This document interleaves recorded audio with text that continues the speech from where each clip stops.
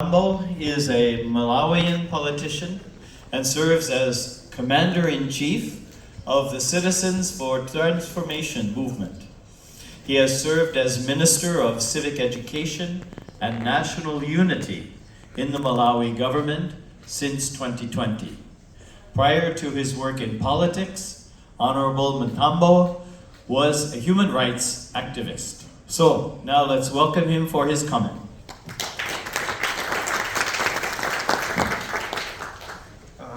Thank you so much, our moderator, esteemed peacemakers and ambassadors.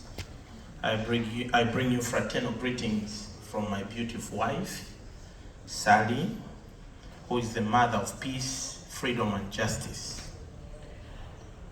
It's such an honor to be given an opportunity to comment on a presentation made by an accomplished peace expert, Dr. Francesco Raja Anna.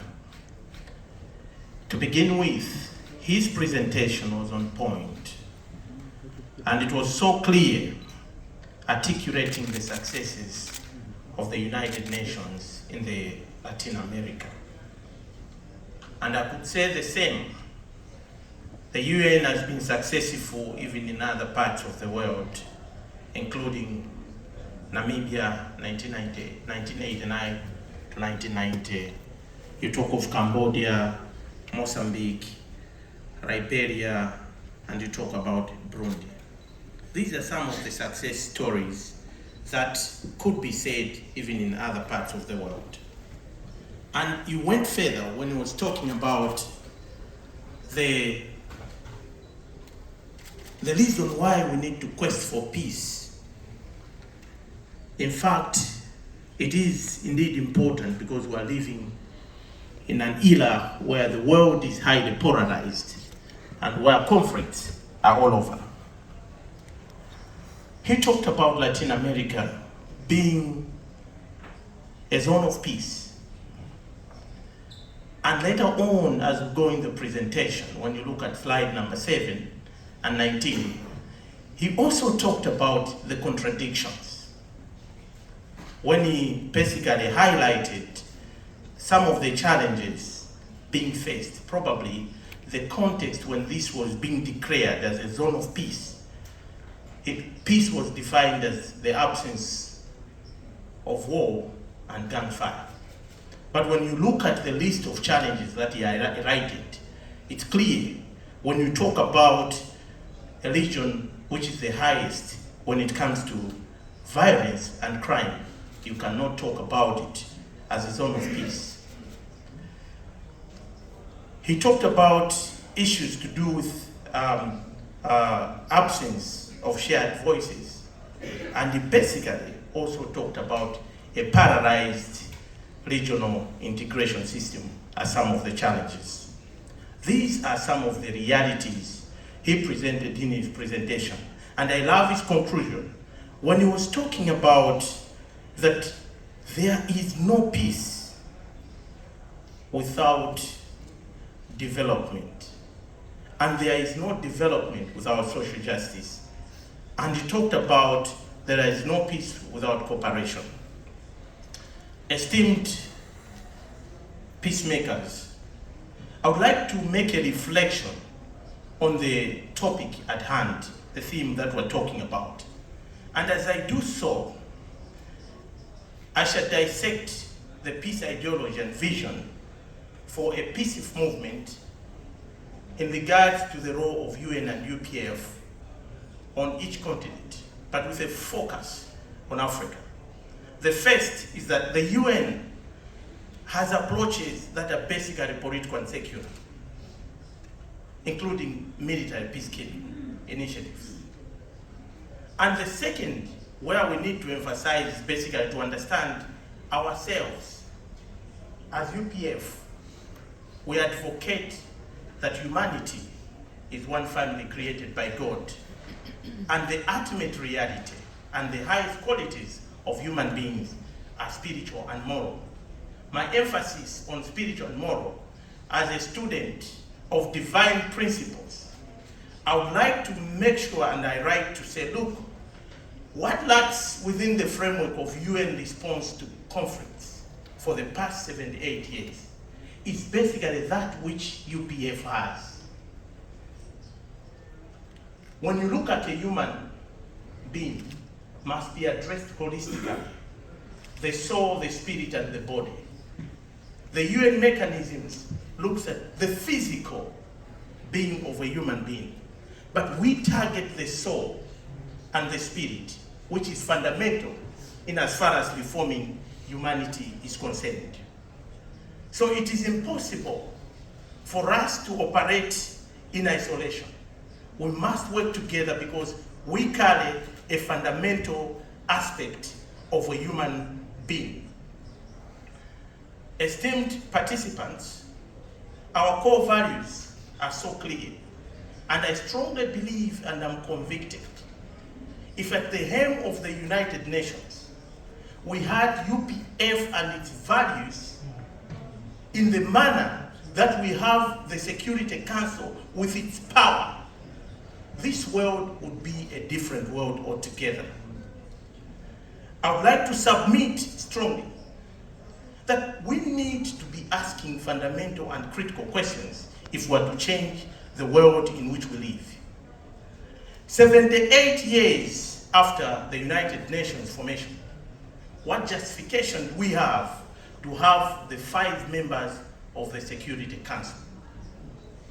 African nations and nations from the South have been crying for their membership. Why are we not reforming? For an institution to foster peace, the highest value that I believe must be trusted and respected. For the UN to be trusted, it must be transparent, open, accommodative, and accountable. So we are talking about how best we can move forward. One of the challenges that I want also to bring to your attention is lack of independence and neutrality. There is a growing concern that the United Nations is at times susceptible to manipulation by powerful members, thereby functions like a proxy entity, bias, for instance, on the ICC difference.